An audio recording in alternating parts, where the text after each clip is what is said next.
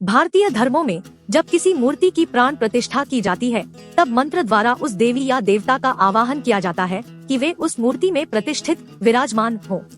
किसी समय पहली बार मूर्ति की आंखें खोली जाती है।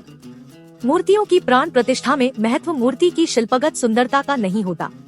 अगर कोई साधारण सा पत्थर भी रख दिया जाए और उसकी प्राण प्रतिष्ठा हो जाए तब वह भी उतना ही फलदायक रहता है जितनी कि कोई सुंदर कलाकार द्वारा निर्मित की गई मूर्ति होती है। बहुत से पवित्र देवस्थानों में हम यही देखते हैं।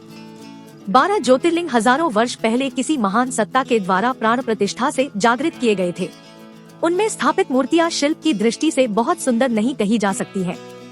केदारनाथ में तो हम जिस मूर्ति की उपासना करते हैं वह एक अनगढ़ चट्टान का टुकड़ा अथवा पाषाण मात्र है, लेकिन उसकी दिव्यता अद्भुत है। मूर्ति का मूल्य उसके पत्थर की कीमत से अथवा उसकी सुंदरता से नहीं आंका जाता। यह इस बात पर निर्भर करता है कि उस स्थान विशेष की परिधि में पहुंचते ही साधक को दिव्यता का अनुभव होने लगता है तथा ईश्वर के साथ उसका संपर्क तत्काल जुड़ने लगता है। प्राण प्रतिष्ठा एक असाधारण और अद्भुत कार्य है। कोई ही हजारों वर्षों में जन्म लेता है जो मूर्तियों में प्राण प्रतिष्ठा कर सकने में समर्थ होता है।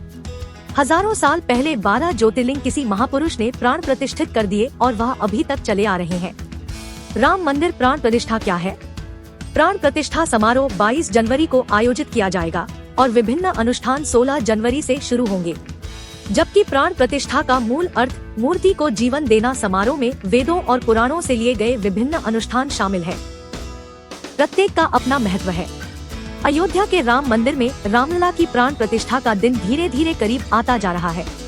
खुद प्रधानमंत्री नरेंद्र मोदी प्राण प्रतिष्ठा समारोह में शामिल होने के लिए 22 जनवरी को अयोध्या पहुंचेंगे। इससे पहले ही 16 जनवरी से कई अन्य अनुष्ठान शुरू हो जाएंगे। प्राण प्रतिष्ठा का मूल अर्थ भगवान की प्रतिमा को जीवन देना है।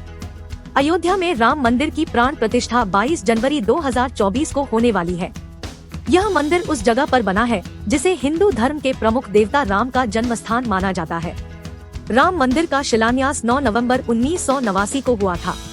सुप्रीम कोर्ट के फैसले के बाद साल 2020 में राम मंदिर के निर्माण की शुरुआत हुई थी। राम मंदिर में कुल 46 दरवाजे लगेंगे, जिनमें से 42 पर 100 किलोग्राम सोने की परत चढ़ाई जाएगी। गर्भगृह में सिर्फ एक दरवाजा होगा जिसके चौखट के ऊपर भगवान विष्णु की शयन मुद्रा में चित्र को उकेरा गया है। प्राण प्रतिष्ठा क्या होता है?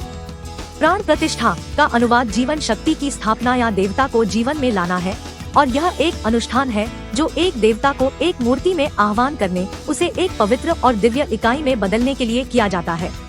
हिंदू धर्म परंपरा में प्राण प्रतिष्ठा एक पवित्र अनुष्ठान है जो किसी मूर्ति या प्रतिमा में उस देवता या देवी का आह्वान कर उसे पवित्र या दिव्य बनाने के लिए किया जाता है।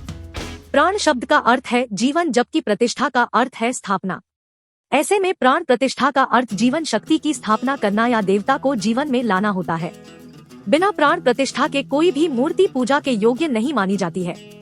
मान्यता है कि प्राण प्रतिष्ठा के जरिए मूर्ति में जीवन शक्ति का संचार होता है और वह मूर्ति देवता के रूप में बदल जाती है।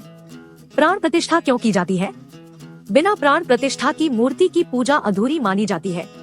किसी भी मूर्ति के स्थापना के समय उस प्रतिमा को जीवित करने की विधि को प्राण प्रतिष्ठा कहते हैं। मान्यता है कि प्राण प्रतिष्ठा के जरिए ही मूर्ति में जीवन का संचार किया जाता है और वह मूर्ति देवता के रूप में बदल जाते हैं। हिंदू धर्म में प्राण प्रतिष्ठा एक महत्वपूर्ण अनुष्ठान है। प्राण प्रतिष्ठा के जरिए मूर्ति में जीवन शक्ति का संचार करके उसे देवता के रूप में बदला जाता है। इसके बाद वो पूजा और भक्ति के योग्य बन जाती है। प्राण प्रतिष्ठा के बाद मूर्ति रूप में उपस्थित देवी देवता की विधि विधान से पूजा, धार्मिक अनुष्ठान और मंत्रों का जाप किया जाता है। पंचरात्र आगम शास्त्रों के अनुसार वैदिक अनुष्ठानों और मंत्रों का जाप करके मूर्ति में भगवान का आह्वान करने का एक अनुष्ठान है। शोभा यात्रा के बाद जब मूर्ति मंडप में वापस आ जाती है तो प्राण प्रतिष्ठा के अनुष्ठान शुरू होते हैं। मूर्ति को एक रात के लिए पानी में रखा जाता है। इसे जलाधिवास कहा जाता है। फिर इसे अनाज में दबाकर रखा जाता है जिसे धन्यधिवास कहा जाता है।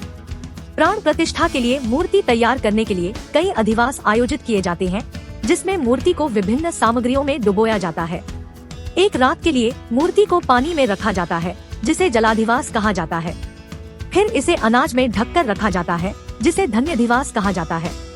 यह प्रक्रिया मूर्ति के पीछे से की जाती है क्योंकि ऐसा माना जाता है कि भगवान की आंखें खुलते ही अगर कोई उनकी ओर देखता है तो उसे नुकसान हो सकता है, क्योंकि उनकी चमक बहुत तेज होती है। अंजन लगाने के बाद मूर्ति की आंखें खुल जाती है। इस तरह प्राण प्रतिष्ठा पूरी होती है।